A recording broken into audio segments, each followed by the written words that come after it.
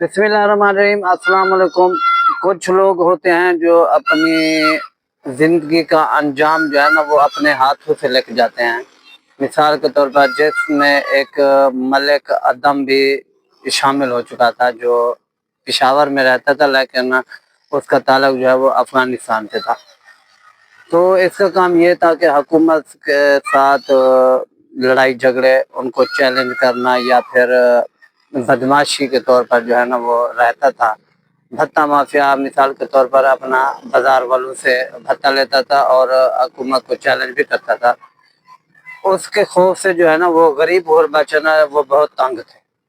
तो ऐसा हुआ है कि कल परसों से ना अपना इसने खैबर पख्तूनख्वा की पुलिस के साथ मुकाबला किया है, जो 3 बजे तक जो है 3 घंटे से मुकाबला जो है वो जारी रहा है। तो उसके बाद जो है आखिरकार मलिक अदम जो है ना वो जहन्नम हासिल हो चुका है।